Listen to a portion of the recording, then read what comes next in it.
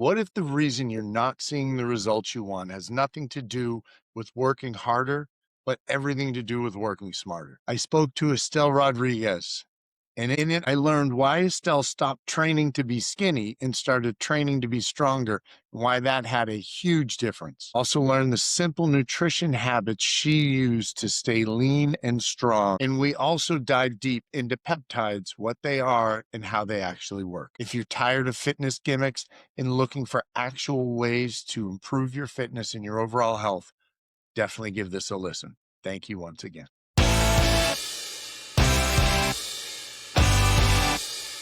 Recording in better quality, so you don't have to worry about that Okay, piece.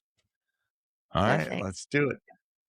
All right, welcome everybody to another episode of the Health Movement Podcast. I'm Derek, your host, and I have an incredible guest with us today.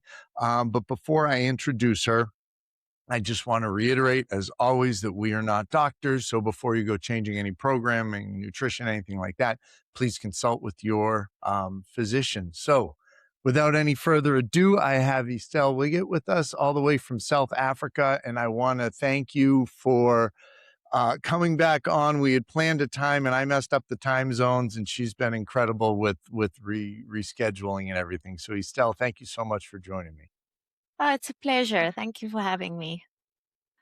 So can we just kind of start at the beginning? You had mentioned you built your Instagram page because people have been asking you kind of about the things that you've been doing and how you've been getting the results that you've been getting. So I kind of just want to hear part of your story and how you got started with everything.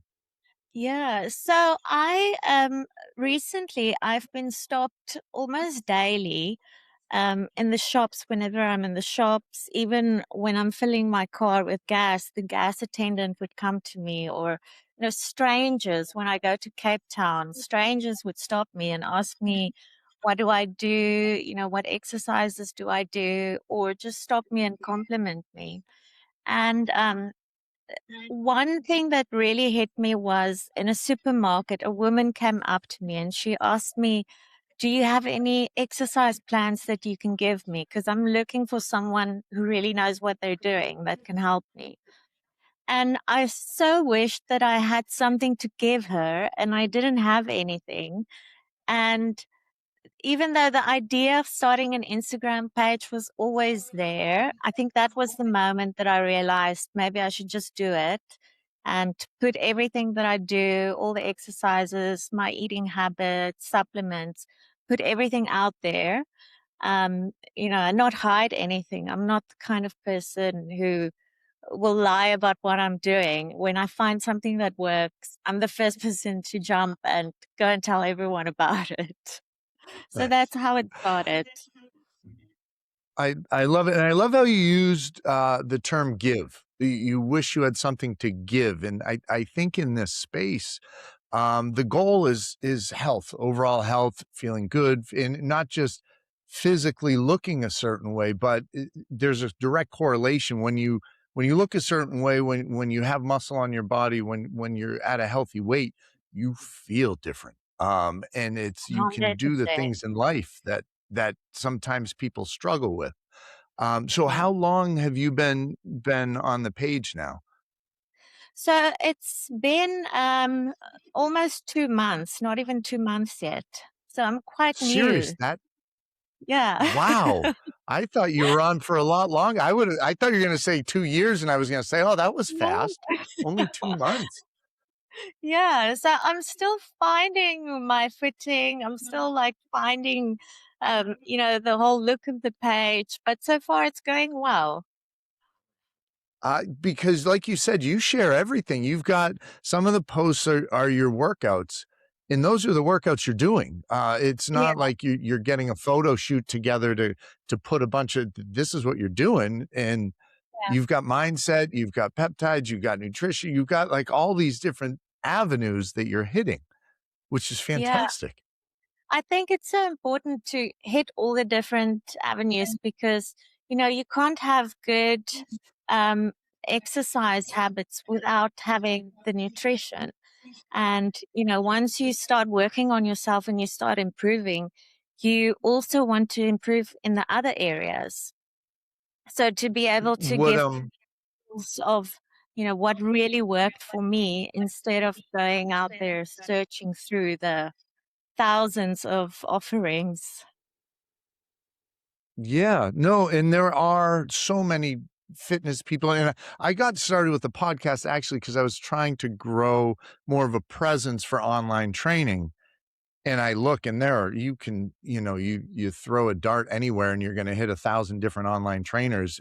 So it's definitely hard to stand out, but I think the approach you're taking is just giving back and being 100% authentic and showing people what works for you, Yeah. I think is definitely the right way to go about it.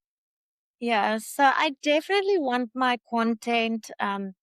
I specifically don't want it to look very edited because if I do that, I'm spending all my time on editing, the whatever I'm posting instead of really posting valuable content. So I also think it connects more with people if I just, show them this is who I am, this is what I do, instead of having highly edited videos and reels. Yeah, no, I think that's the way they look clean though. Nothing looks amateur. The process you have Thank and you. the setup is it looks legit. That's why when you said 2 months, I was shocked. So has this always been a focus for you, health, fitness, or is this something that you kind of grew into? It's definitely always been a passion.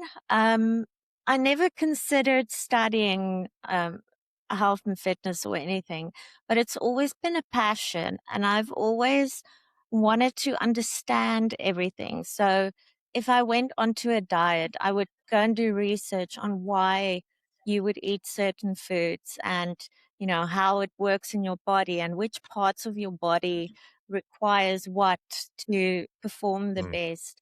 So I've never been someone that just takes someone's word for it. I always go and do a very deep dive into why, how it works.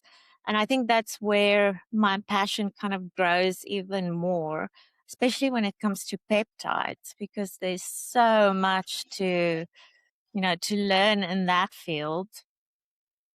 And Yes. that's also why I Um, love peptides. I mean, they do amazing things in your body. I do wanna dive into peptides, but I feel like that's gonna be a conversation, so I wanna hold off just a second on that one. That's But you had mentioned another thing there that you need to know why, and you like to know why and how certain foods affect your body, and your mood and your energy and all these things, and I think the understanding of what you eat and how that affects everything, makes it easier to stick to I hate the word diet because yeah. that kind of implies there's some end, and it's more of like what you eat, it's a lifestyle choice. Um, Yeah. but understanding like, all right, if this is the meal, I know that the protein's affecting me this way and I've got complex carbs, so that's how I'm gonna do it. And, there's gonna be a low insulin spike. There's gonna be all these different results to it. And don't get me wrong, a piece of cake is great every now and then. I don't wanna to imply or tell people, like, never indulge because I think Yeah. that's important too on I on mean, occasion. yeah. People have different discipline levels. For me, I'm not someone who would eat a slice of cake because I look at it and I think, okay, this is the workout that I have to do to burn it. Is it really Mm. worth it? So for me, it's quite easy to say no, but I know some people like to indulge and there's like absolutely no problem. I'm not critical of what people do at all. If they do want help, I'm very happy to offer it, but never critical. I think that's important too, because the worst thing you can feel is guilt or shame or any of that stuff Yeah. around your nutrition. When you understand the effects that what you eat have, it just makes it so much easier. And there are times, a lot of people turn to food when dealing with certain aspects of life, whatever it throws at you. Um, Yeah. but understanding that, honestly, it makes things worse a lot of times when you're looking to the cake or whatever it happens to be to kind of mask some other issue. It never seems to help, in the long run. But I No, will say there are things like if I'm going to play basketball, um, and I'll have a little like, I'll have a handful of gummy bears or something like that, that I know I'm gonna yeah, burn through in a second, but absolutely. it's gonna give me a boost, and Yeah, that's okay. yeah. What's your Oh, go ahead. I do like to, when I know I'm gonna have a tough workout the night before, I will have a bowl of pasta or, something I wouldn't normally eat.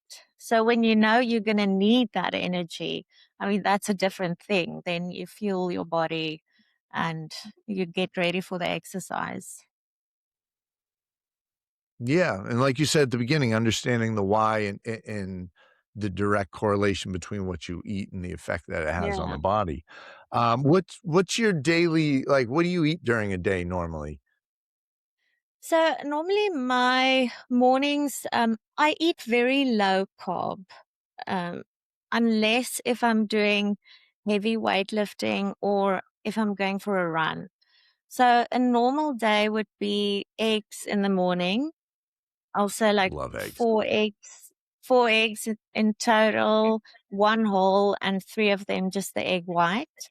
And then I always try to add a bit of either tomato, spinach, something green. Then I drink clear protein every day. So I would sip on that throughout the day. And that's really helped me to stay full throughout the day. I don't have any sugar spikes. I don't have any hunger.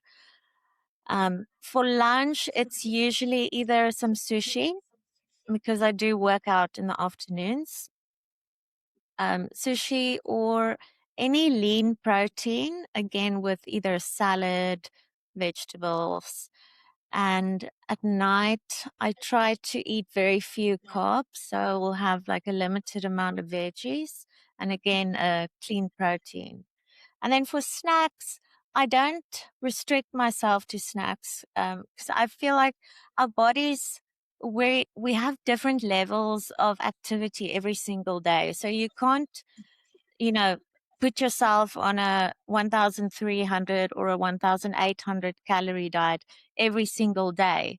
Because there might be days when you've moved a bit more, you're a bit more peckish. And if you don't fuel yourself, that's going to build up to a binge. So when I do want a snack, I still try to keep it healthy, either with some yogurt, some fruits, or if I'm really hungry, I would have a meal um, and then maybe later on, I'm not that hungry and I just have a snack. That seems, simple. It's Yeah. not always easy to follow, but it's very simplified and something that's repeatable.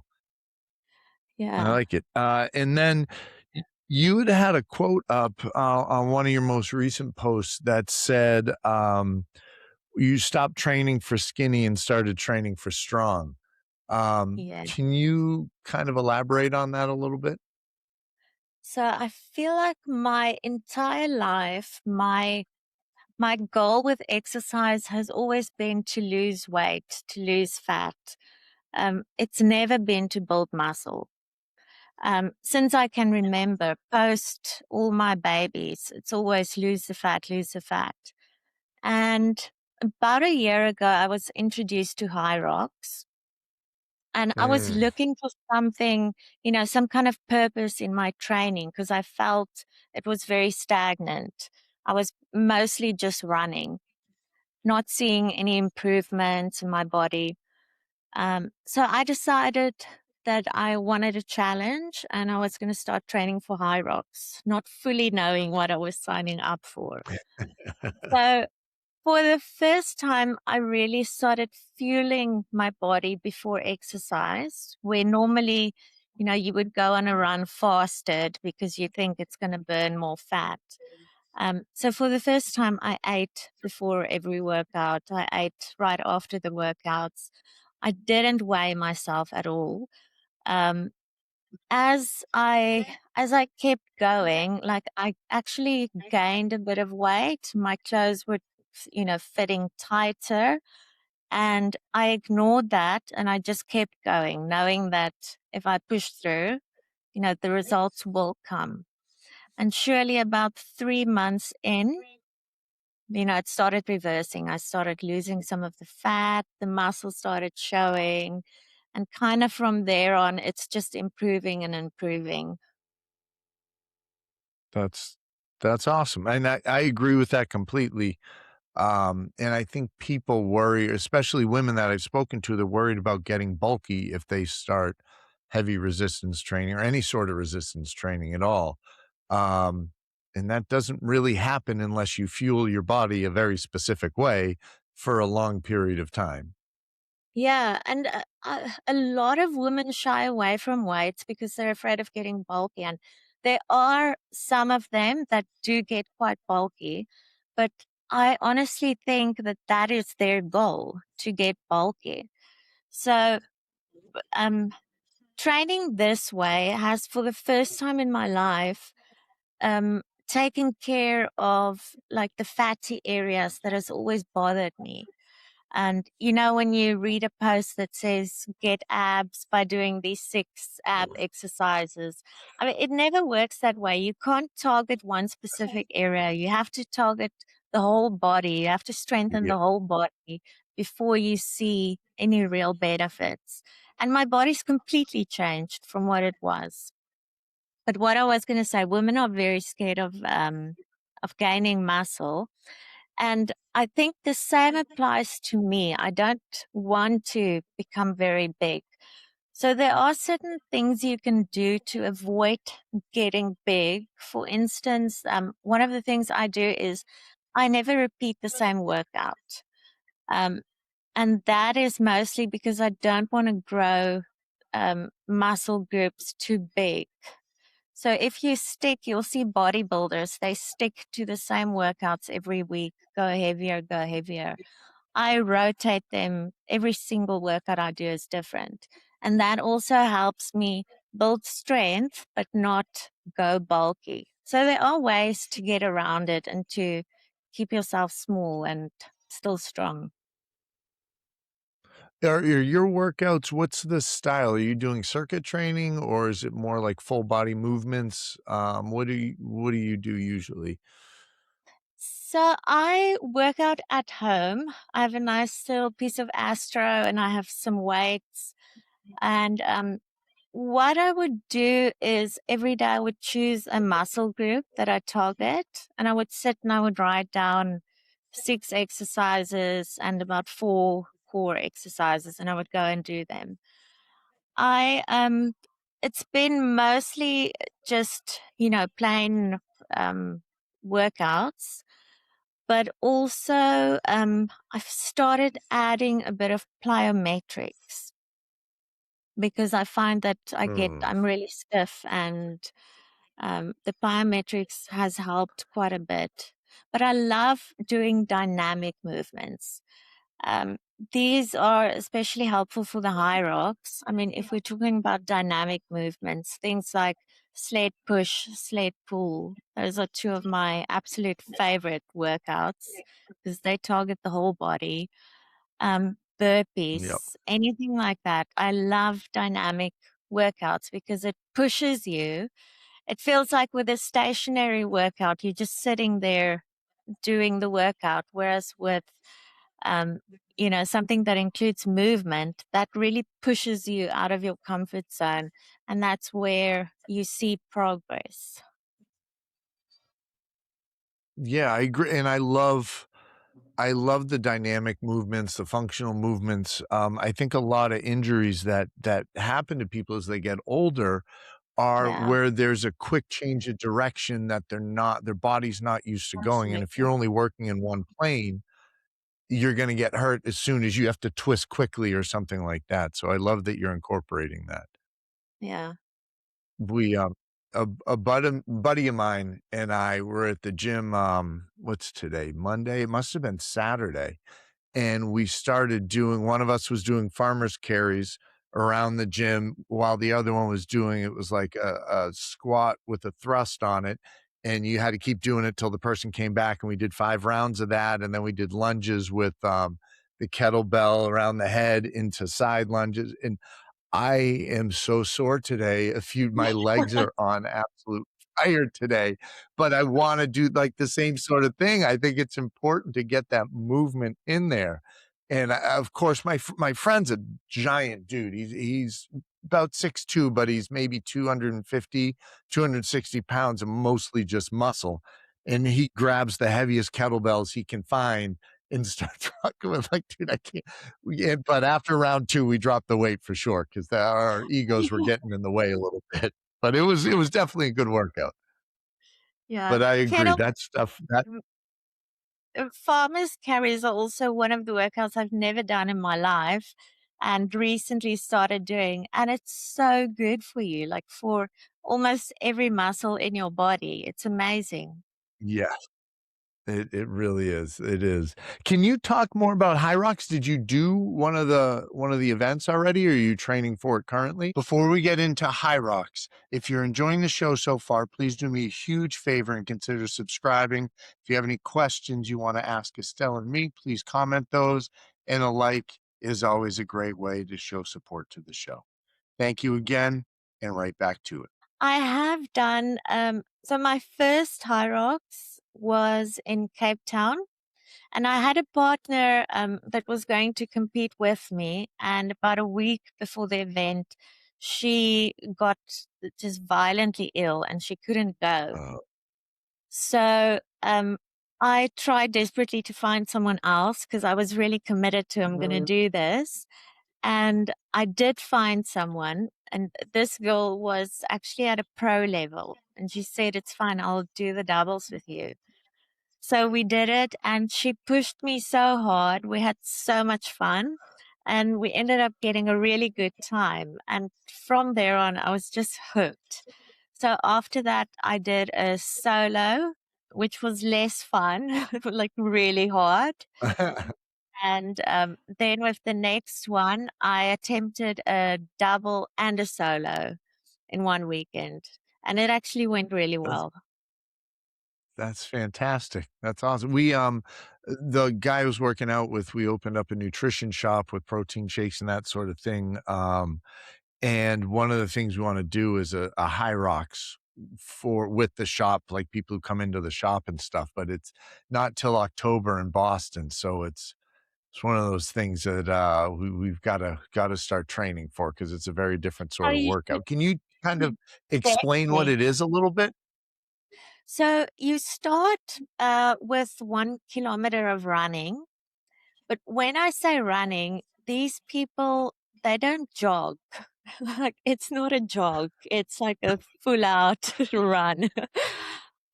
So after the run, you start with 1 kilometer of ski erg. Then you're back onto 1 kilometer running.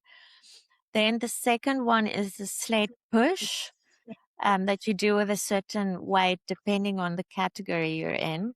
That's 50 Okay. meters of sled push, and that actually kills you. It's you shouldn't I can underestimate imagine. that station. Then another kilometer of running, 50 meters sled pull, another kilometer of running. Um, the fourth one, I think the fourth one is the burpees, 100 meters of burpees, then another run. Oh, Um, what is the fifth one? I think fifth one is lunges. 100 meters of lunges. I'm getting confused now with the is that with 10 the kilo. bag on your back too? Yeah, yeah. No, sorry. The fifth one is rowing. 1 kilometer of rowing, then another kilometer of running.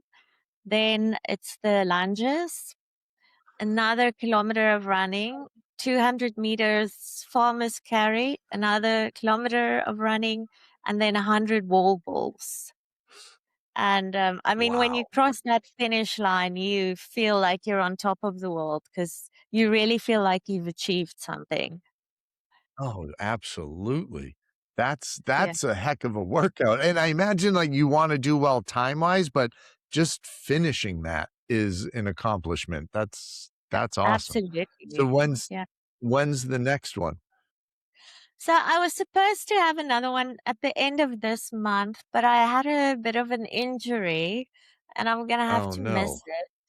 Yeah, I still can't do any running. So, I mean, then the next one is, I think, in August in Cape Town. Oh, okay. So you got another one coming then at least, so that's good. Yeah, Um, yeah. I love that. I love that. Um, speaking of injuries, I've had Achilles tendonitis for I teach and would paint houses during the summer, and being on the ladder for so long, my Achilles tendonitis flared up horribly. And I did a bunch of PT and everything like that, and then eventually I was told to look into a peptide to help with recovery, BPC 157, and it's helped tremendously. That along with I did a long 96-hour fast, and I think removing all inflammation from the body and getting kind of a reset also helped quite a bit as well. But, can we dive into peptides a little bit? Oh, yes, absolutely. You look I don't know excited. where to start. I think you are far more knowledgeable than I am. So could you give like an overview of what they are and then maybe some that that you I don't want to say recommend because you know everybody's different and One of people make my their own favorites. own yes. Yeah. So basically, a peptide is something that's naturally occurring in your body already. It's a short chain of amino acid. So it's not anything foreign that you're putting into your body. It's almost like a signal that has a very specific target. And when you inject it, it goes towards that specific target without um, interfering with any of your other systems, um, which is, what sets it apart from traditional medication because you swallow a pill and it has like consequences all over your body and side effects, where peptides just don't have that. Um, I think most people know about NAD and BPC. I don't know if there are any other like really popular peptides apart from GLPs. Um, Yeah, so GLP-1s are huge, obviously, but yeah, I have my own opinions on some of those. So um yeah, we can and get of they have course, their place for sure in specific, situations, but, nothing's gonna change if you don't change your lifestyle, and I think the amount of muscle that's lost is 100%. yeah. Yeah. And also GHK is also a popular one. So I think a lot of people are very familiar with those peptides. But what they don't realize is that is just the tip of the iceberg. There are so many really incredible peptides for anything that you can think of. I mean, there's peptides that help recovery after strokes. There's peptides that fight against Alzheimer's. Literally anything that you can think of, there's a peptide for that. Um, Peptides to strengthen your bones if you're someone that has osteoporosis, or if you're inclined, if it's in the family and you want to fight against it, there's peptides you can take to prevent it.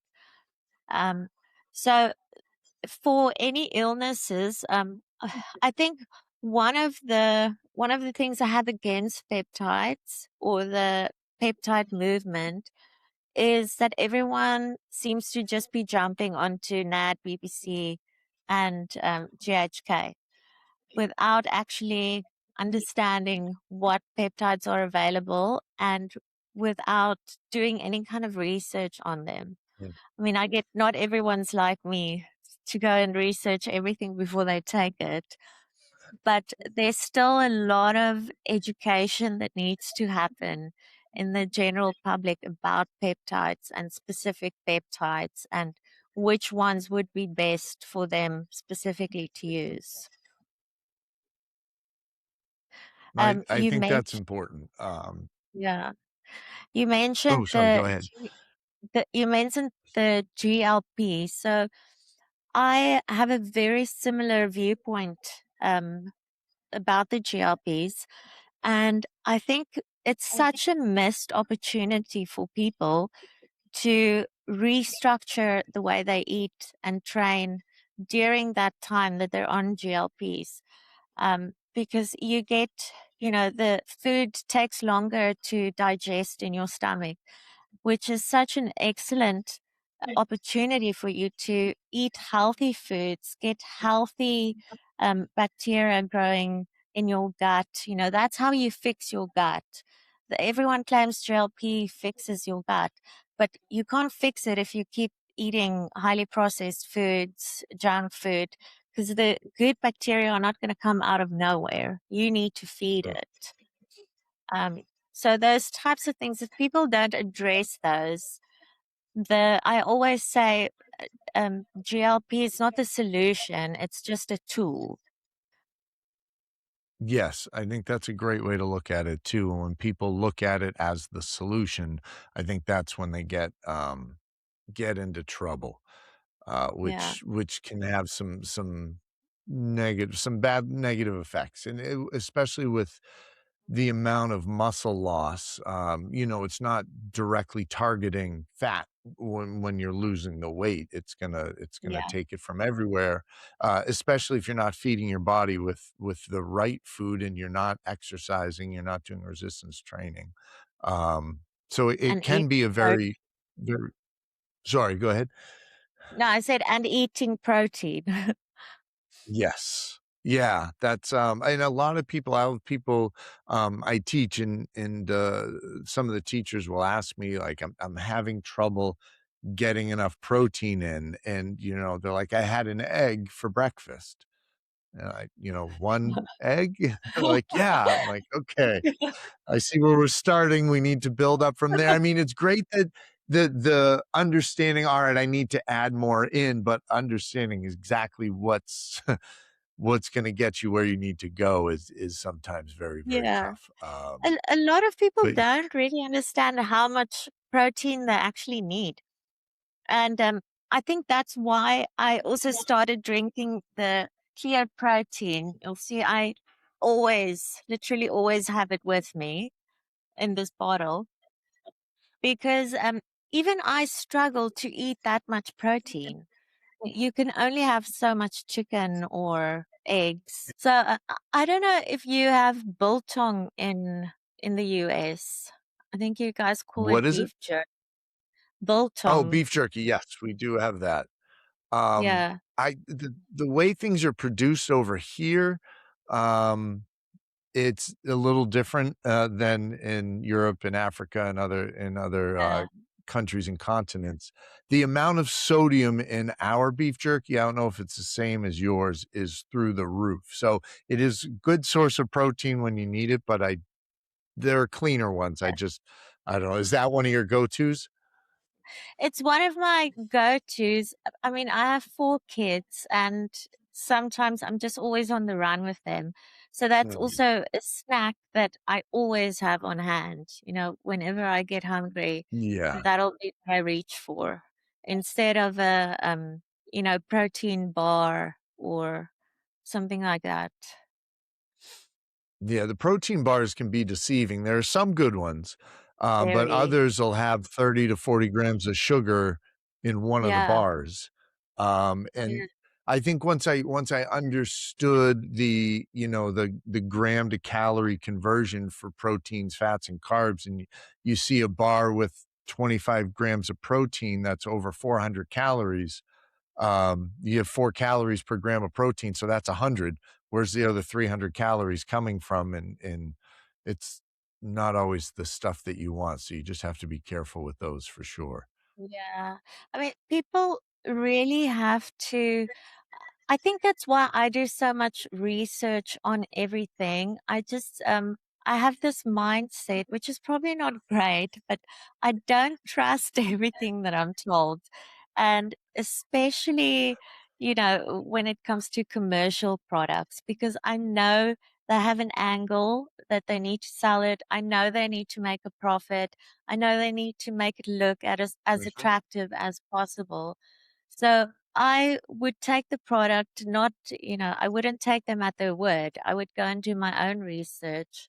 Even with skincare products, I would go into the store and actually look at all the ingredients and then Google each ingredient and see, exactly what it does. Or I would go and look for specific ingredients on skincare products. And even if it's not a well-known one, if it has the ingredients that I want, that's the one I'll take. I think that's important to do. I've started using, I don't know how your feelings are with like Chat GPT and those sort of things, but I'll take a I picture love it. of the ingredient list and be like, explain this to me, and it will break everything down. And you don't want to always believe everything that one source tells you. It's nice to check them, but for the most part, it's been very accurate. And one thing I had done after, and I had mentioned this on a previous show, I forget which one, but after the fast, I was like, all right, my body's in full reset mode. I want to see how these different foods affect me. Just because I was, you start on a clean slate. I love Swedish fish. So I had some of those and I'm like, I got to see how I feel. I felt awful. I was lethargic, my stomach hurt, and it was really cool because a lot of times, like, you eat that with 100 other things you're eating throughout the day, so there's no, like, control group. Everything's a variable, but now I had it. I had clean food. I had one thing to check, and it was interesting to see what that Yeah, was gonna do. it is And of very course, I still interesting. You still love it. So oh, one of the things I posted on was also how you have certain cravings and how to overcome them. And mm. I only recently found this out myself. When I say recently, it's like 2 years ago. But every 2 weeks, your taste buds change completely. Yes, I was gonna So, ask you about this, so I'm glad you're jumping yeah, into this. yeah. So, if you are kind of addicted to a specific food that you have every single day, if you quit it for 2 weeks and then you try it again, it's going to taste completely different to you. So if you need to quit something, I mean, that's probably the best way to do it. And I've tried it myself. It really does work. I think that's awesome to know there's an end in sight. There's a time frame where you're like, "All right, I Yeah, can do this for 2 weeks. I can suck it up, and make this change." But that's awesome. 2 weeks and your taste buds change. completely. You said you love chicken, like, steamed chicken and veggies and that sort of I thing, and you do. kinda trained your taste bud. I do. So I love, foods don't have to be overly complicated for me to enjoy it. I love very simple, clean foods. Do your kids appreciate those, or do they give My you a hard time with that? They actually eat quite healthy. So a typical meal for them would be a protein, a carb, and a veg.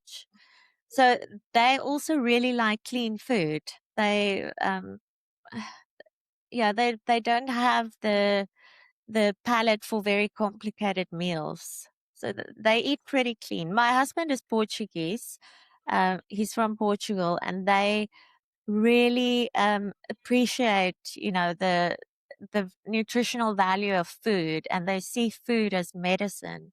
So he hates anything processed. I mean, when we got married, I was the one that would buy like processed meals that you put in the microwave, and I thought Yep. it was fun. And he was the one that said, "There's no way you're having that in my house. I'm cooking from scratch." So, every day my kids have two meals cooked from scratch, but they're very simple. It's a protein, a carb, and a veg. That's perfect. And once that becomes the norm for them, you're setting them up for such a healthy future too. Where, we talk about how the average life expectancy keeps growing, but the illnesses and diseases and stuff are skyrocketing as well. So we're living longer, but living with more disease in pain and all these things that we need to overcome. Whereas if you start with the food that you eat and movement, you're going to live longer, but you won't have those negative things to deal with. And you can't control everything, but giving yourself the best chance to just be able to enjoy the extra years that we're giving ourselves is huge. Yeah. Yeah.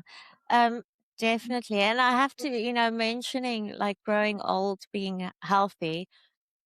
One of the things that also motivated me to like really put my energy into exercise and staying healthy, um, for mental clarity was that my dad developed late onset bipolar.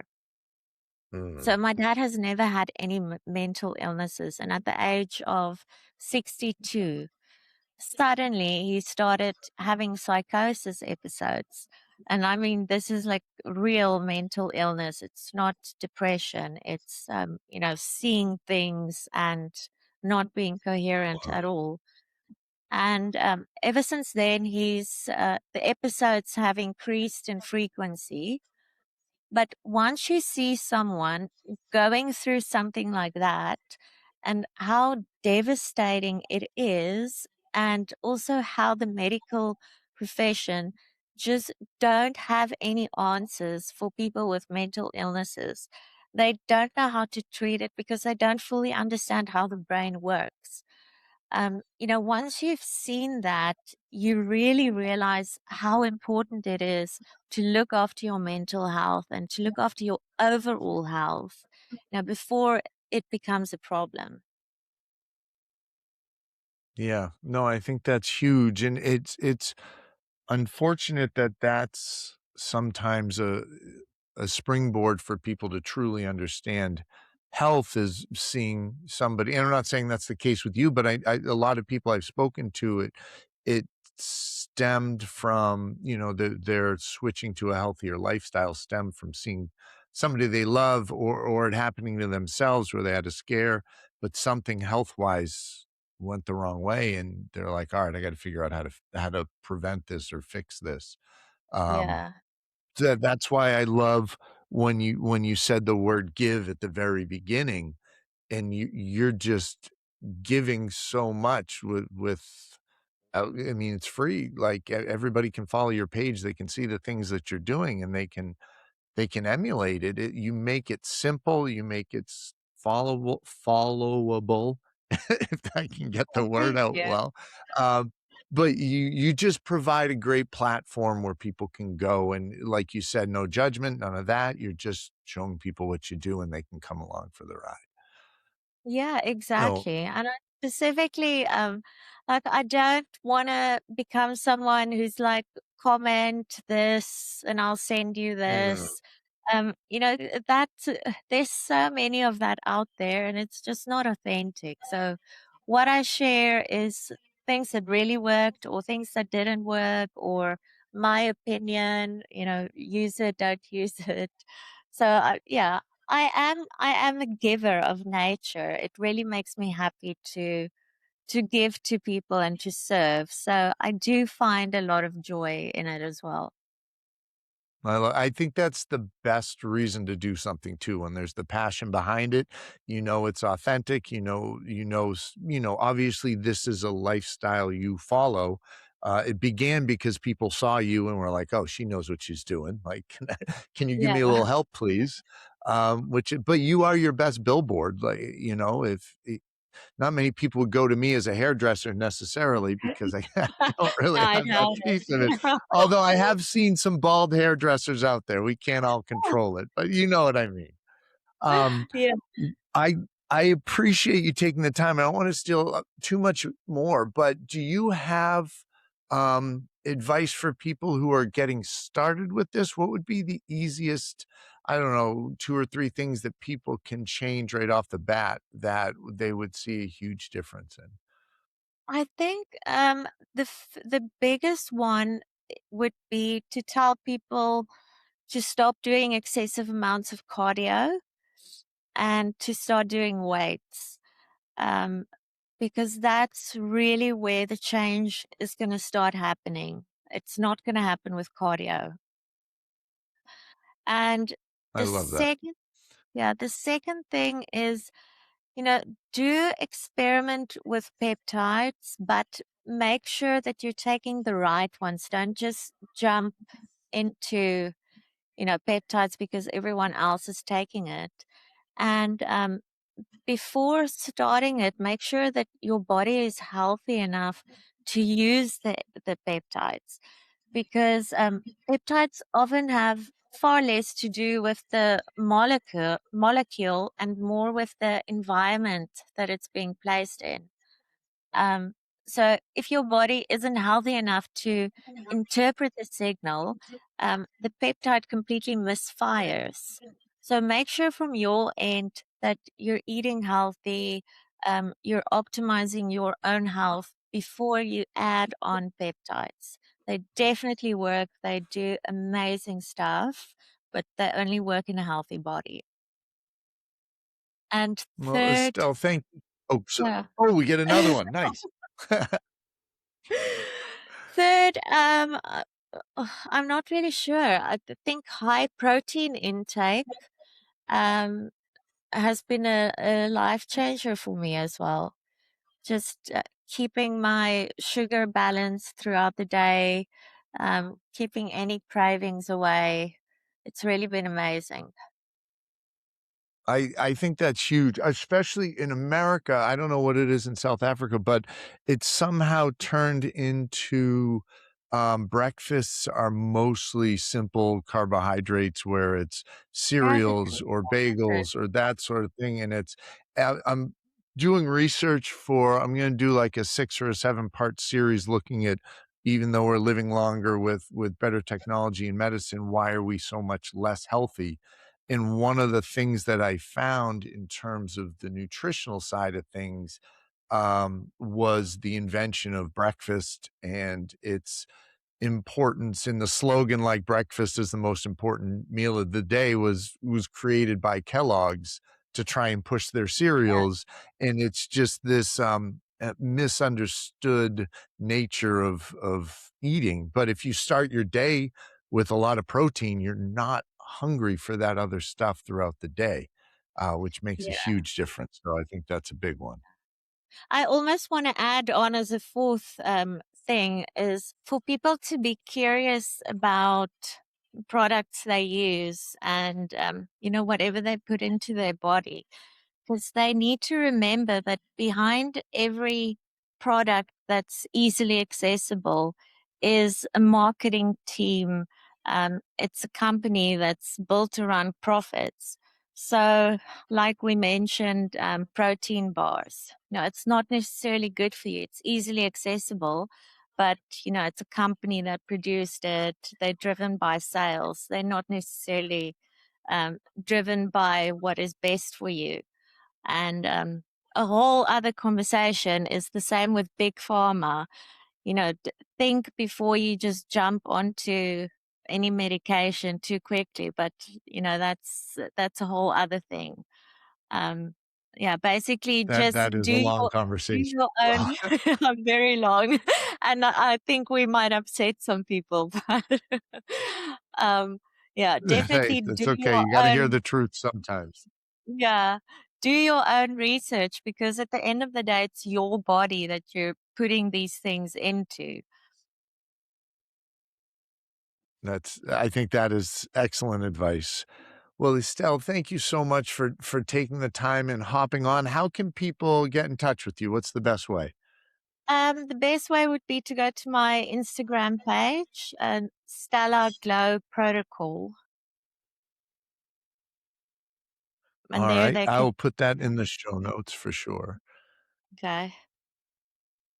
And, Yeah. you were pretty quick to respond, and I see you interact a lot with the people on there, which, goes back to you just giving out all the information and all the experiences that you've had, so, Thank you. thank you. Make sure everybody hops over and says hello.